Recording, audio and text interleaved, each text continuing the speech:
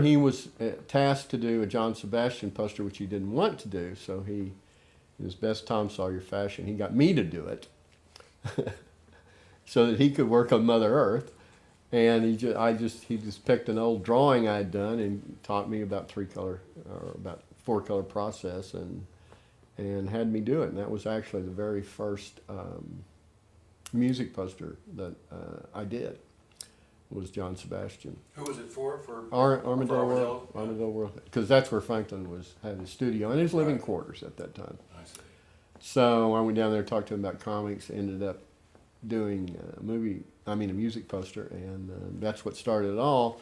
And at some point after that, and I'm not exactly sure when, it's when I first met Jackson and talked to him. Now, of course, once I did meet him and talked to him and got to see what sort of work he was doing, and was not merely associating him with the stuff that had appeared on the street that I saw, just haphazardly, and actually went and saw what he was doing, and saw his the paneled historical art that he was doing. It was interesting because it seemed to me that when Jackson shut the door on San Francisco, he sort of shut the door on his underground days and opened up the door to his new Texas, or his history phase. Yes, he did. One thing I neglected to say was that I would catch a lot of the of individual pieces that Jackson would do as a contributor to, say, Zap or San Francisco Comics or something like that, which was an anthology of other people. So I was quite familiar with Jackson's work, not just the God Knows, but the other things he was doing. He was doing a lot for the horror and science fiction genre of underground comics around Skull and some of the others I can't recall now, but I was familiar with him. And what I was not familiar with was his incredible historical stuff. And once I got to know Jackson and got to visit him, well, I was bowled over. Of course, like a lot of people that went to Texas during the 50s, I'd seen the Texas historical movie pamphlets that Humble Oil had put out, or Exxon, nay Humble Oil, had put out in the 50s and distributed to all the schools. And of course, this was highly evocative of that, though much, much more sophisticated and much more serious. Do you think Texas history movies had a really significant place in the formative years of some of these young artists who first were exposed to? I mean, it seems like Jackson, it almost burned in his brain, those early Texas history movies. Yeah. Partly, it's that cartoons, I'm interested in that. Right. History, I'm interested in that. Right. And those became these, you want to expound on that? Well, it had a profound effect on me. I really, I can't speak for the other artists and really haven't broached the subject with them in that regard, though it's an interesting point, and I probably will. But it certainly had a profound effect on me.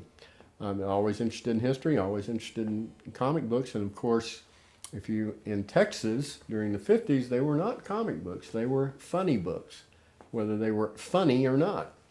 And of course, as a kid, I was interested in funny books, comic books, and I also had an inherent interest in history. So yes, it galvanized my interest in what was going on in the pages of these books right away. And I would venture to say that it probably influenced a lot of my colleagues and the other artists that were doing it as well. And the very fact that these were comic books sort of introduced, I guess, even before we were producing these music posters and so on and so forth, introduced this one element which seems to be a common denominator to all our work, which was this subtle element, sometimes not so subtle, element of absurdity. I mean, just the fact that you've got history as a comic book is sort of an absurdity in and of itself there.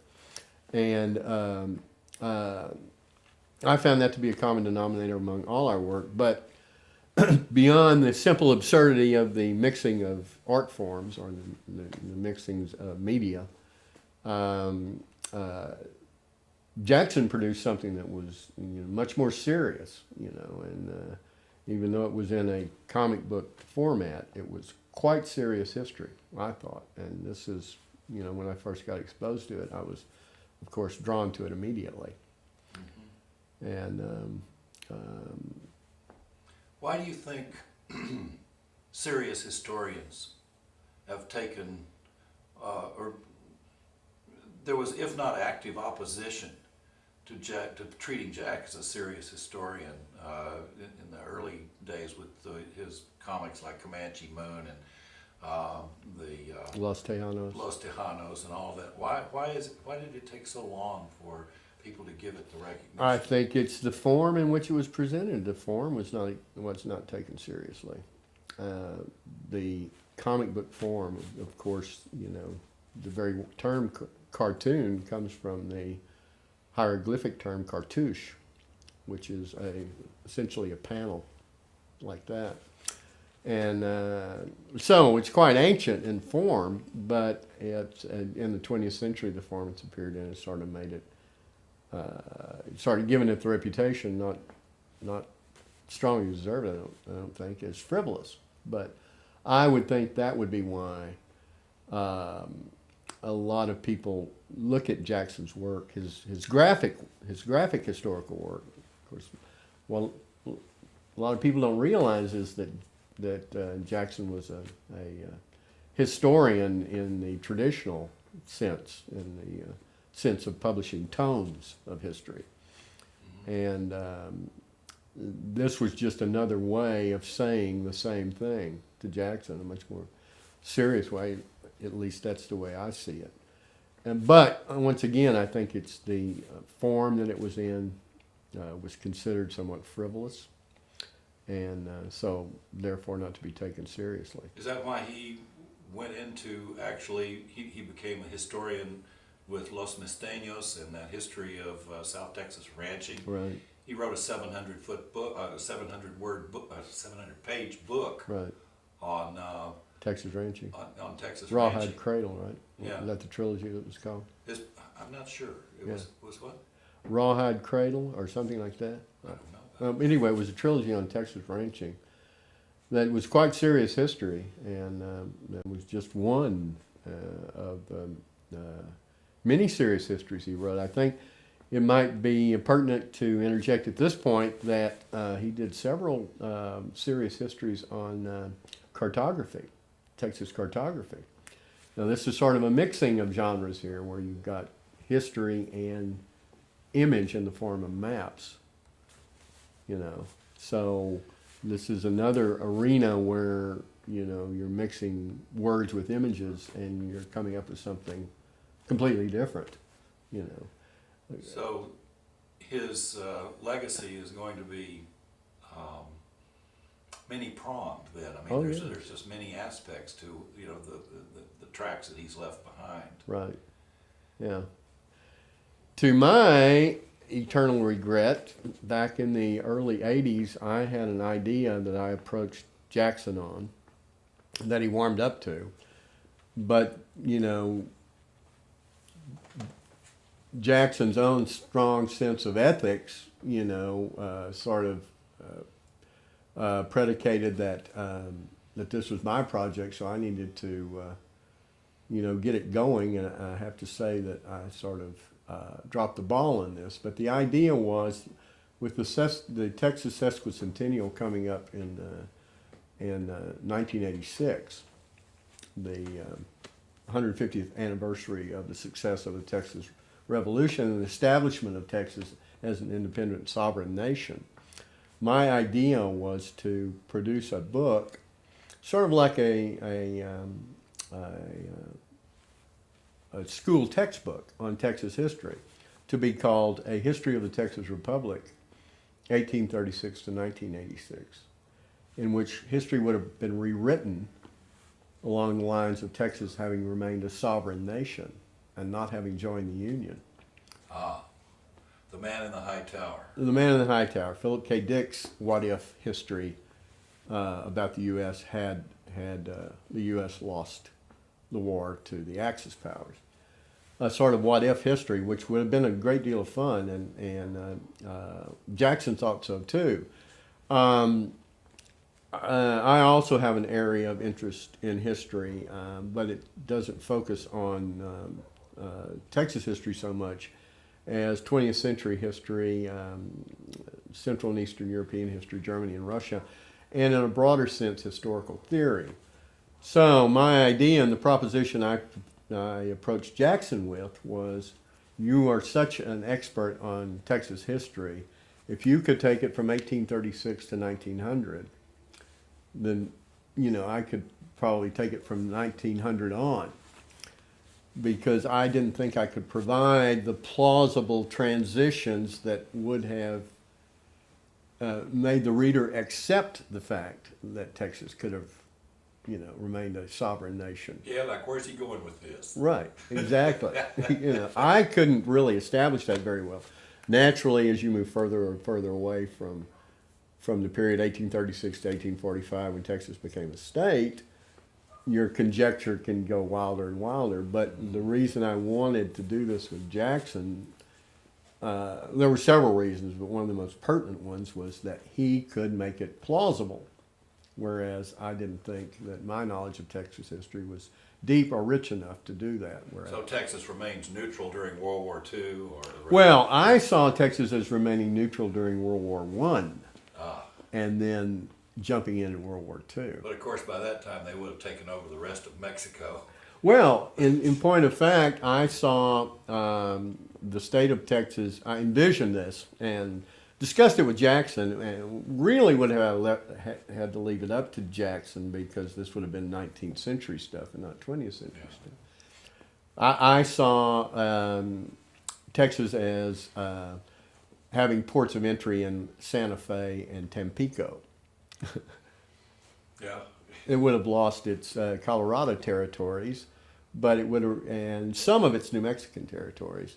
But it just would have expanded on down to Tampico. There would have been a war with, you know, I envisioned a war with Mexico where they Again and seized a again and little again. sliver, you know. Right, And right. anyway, the thing about what if histories is that, you know, there's a lot of what ifs. Where do you think Jackson fits in the sort of pantheon of cartoonists? I mean, in the world of the Will Elders and the Jack Davises and the Al Capps and those kinds of cartoonists versus the Crumbs and the Sheltons and the I mean, it's like he's kind of all over the territory, isn't he? He is. Of course, you know, the big thing he's given credit for is coming up with the first underground comic, God knows. But relative to these other artists, I would say he certainly, to me, he's right up there among the best. Now, my three biggest influences as far as pen and ink artists go was the Holy Trinity out of Mad Magazine under Harvey Kurtzman, formerly Mad Comics under Harvey Kurtzman, and then for a brief period Mad Magazine. And those three were Wallace Wood, Jack Davis, and Will Elder. And Jackson, I was mostly influenced by Will Elder, but still strongly influenced by Wallace Wood and Jack Davis as well. It seems to me, looking at Jackson's style and so forth, that he's much more of a Jack Davis man than either Wallace Wood or Will Elder. And you really see Jack Davis, you know, coming through in a lot of his stuff. Of course, Jack Davis has influenced a lot of others as well. But that would be the one I would think, I don't want to speak for Jackson, but that would be the one I think might have influenced Jackson the most profoundly.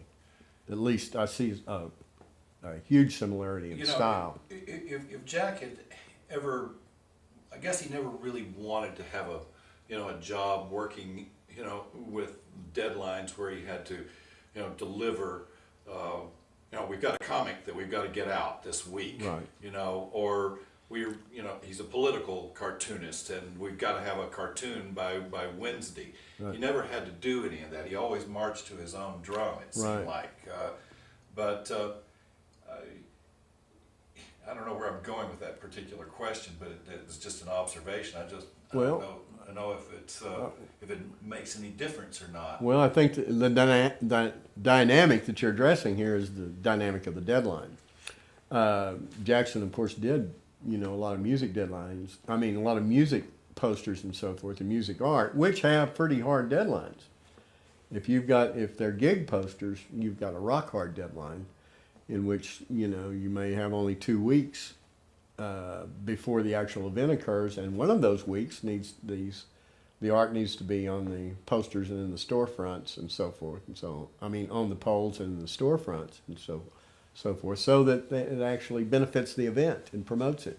So you've got maybe a week to do this, whereas when you're producing a book on a segment of Texas history or whatever, you do tend to be able to set your own deadline because it's not pegged usually toward any sort of event. And so I would say, from my own experience, that certainly you're drawn to those projects which don't have, hard deadlines. Well, it's one of the things that you notice about Jack's work is that it's so meticulous. It is absolutely meticulous. And when you're working with those kind of deadlines, you're probably not going to be that, dare I say, anal about it. Right. And of course, being historical is being anal. I mean, if you're a good historian, you want to be accurate, Right. as accurate as possible. And so you don't get a chance to create that kind of accuracy when you've got a hard deadline, which is why I think these projects appeal to Jackson, certainly the historian in Jackson, more. That Jackson was very accurate with all of his details. Extremely accurate. And in point of fact, I would say absolutely historically accurate. I'm still quite bothered by the brouhaha that arose around his piece on John Wesley Harding and the negative review he got from Michael Ventura on that. I regret that I didn't speak up more at the time. I really didn't quite understand, what was going on and so on and so forth. But part of the issue on that was the so-called inaccuracy of the weapon, the lever action rifle that John Wesley Harding or whoever. I'm not really familiar with the book itself at this point. I'd have to go back and review it. Anyway, there was part of the criticism leveled against Jackson on that was that he introduced this lever action rifle, which supposedly could not have existed at the time. Well, in point of fact, it could and did exist at the time in the form of a Henry rifle, not the classic Winchester that I think Ventura was looking at. But once again, it would not be in there if it wasn't accurate. Well, that sort of symbolized the failure of Ventura's whole argument. Exactly. If he's wrong about that detail of history, then he's probably wrong about a lot more Right. In his argument. And of course, I think once again, I'd have to go back and look at the review and look at what was being reviewed to give you an accurate response to that. But I would say that one of the big points that Ventura was raising was the fact that he used a derogatory racial epithet, relative to blacks at that time, which of course is niggers. But these were the way people talked then. And, to attack him on the accuracy of this and to base that argument on the accuracy of the Henry rifle, just sort of shoots Ventura's arguments all over the place. The thing about history is there are aspects of it which are not pretty, obviously. and when viewed from a politically correct vantage point some years down the road may not be all that palatable, but still it's what went on, and it's the terminology that people used, and it's what happened, and it is historically accurate, and you can never really fault Jackson on his historical accuracy. What was it the reason that the Chronicle refused to give Jack a forum or some way of responding to that kind of criticism? I think that's part of what set him off more than anything. It was the fact that they wouldn't let him defend himself. I really can't go into the mindset of why the Chronicle did that. I just find it abhorrent that he wasn't granted the opportunity to defend himself, especially when his when the attack on him was wrong and inaccurate, and all Jackson was really looking for was an opportunity to set the record straight. I don't know, and quite honestly, I'm was then and I am now very greatly disappointed that he was not given that forum, at least to speak.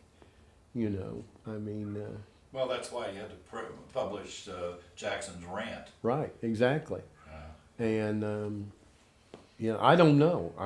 I still scratch my head over that. I don't know, because certainly there seemed to be a good relationship between the Chronicle and Jackson up to that point. You think Jack had a lot? I mean, you've alluded yourself to the fact that he was influential in some ways, or at least you saw yourself as a co-conspirator, in the culture. But do you think Jack was, influential to other artists? Certainly profoundly influential to me.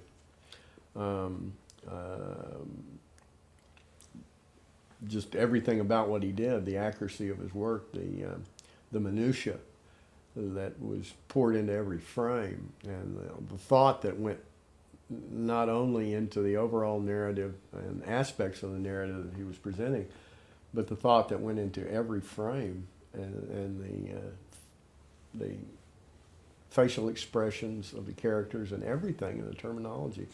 I mean, because I'm academically grounded in history and have had a natural inclination toward history all my life, these things were, powerfully influencing me and what I did. And in some of my pieces,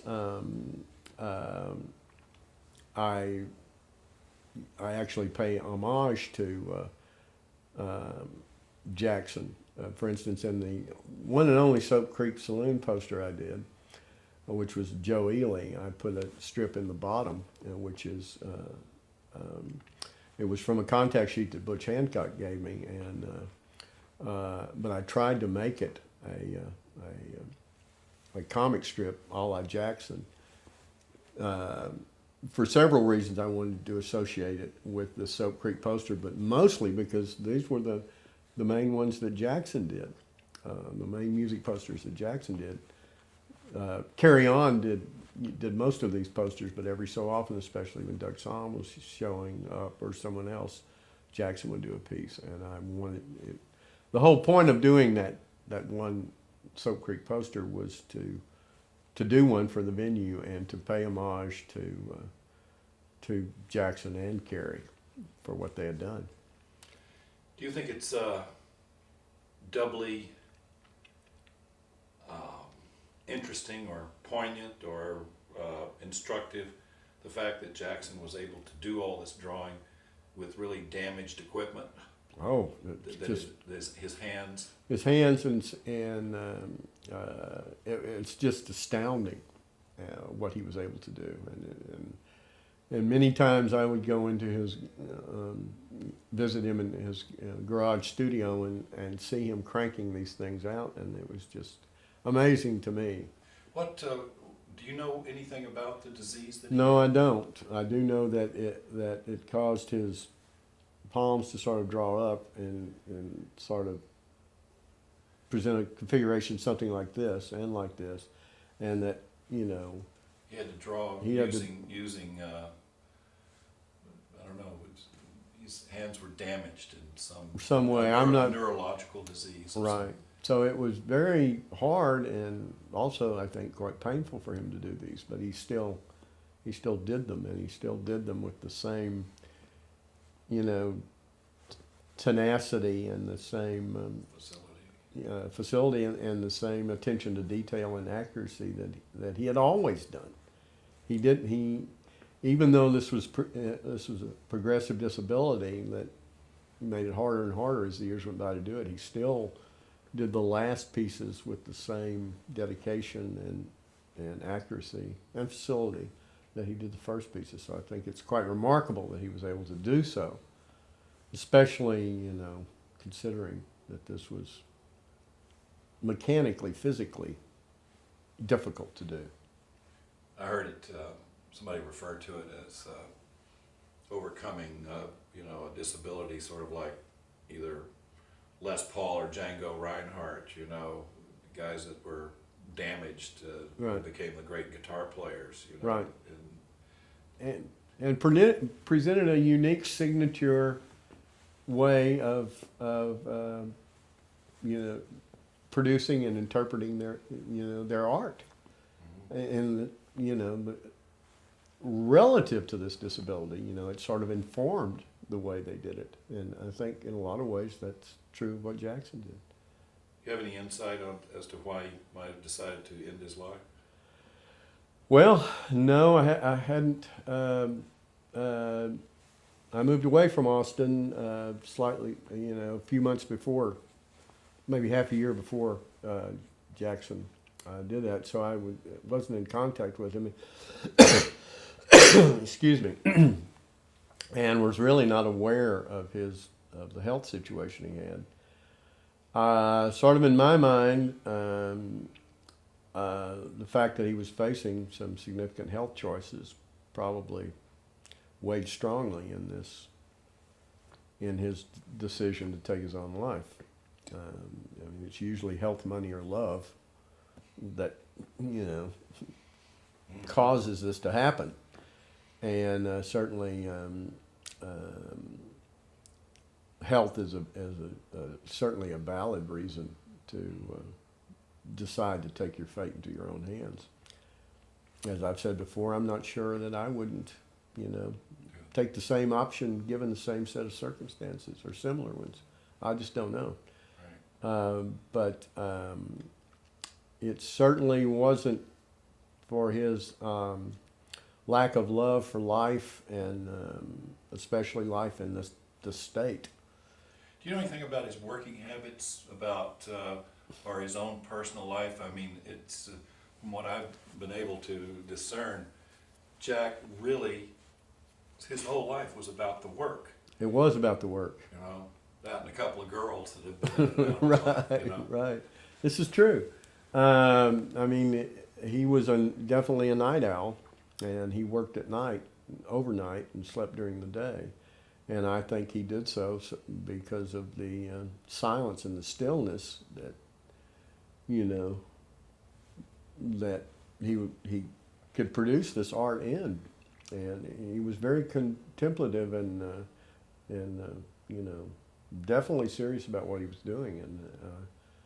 And once again, I can't speak for him, but I think the fact that he was so serious and contemplative about what he was doing sort of moved him to do them in the wee hours of the morning.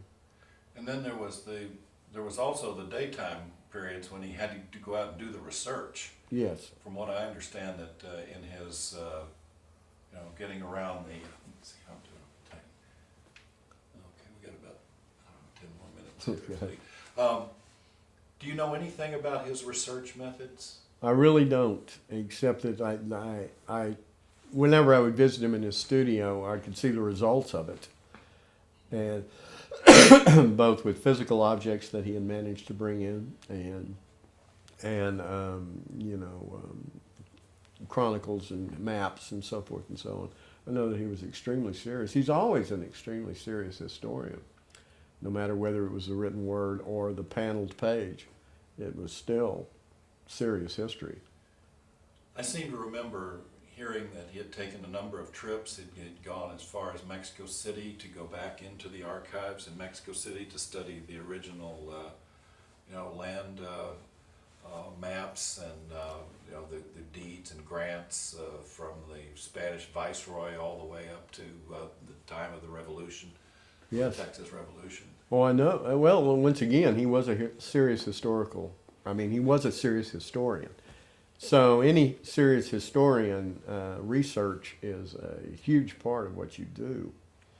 And so I do know that he did take trips, all over the place. The last one I remember him talking to me about personally was a trip up to the University of Chicago and many stops in between Kansas and Missouri and so forth on a cartographic book that he was doing. And so he did go to the sources, and which all serious historians do. It's historiography where where you learn how to research, and Jackson knew how to research, and he did so. Mm-hmm. Well, I think that's. I don't know what else. I don't know what else to try to squeeze out of you here. I don't either. That's pretty much it. Well, no, that's great. I mean, I think I've got. When I'm doing that.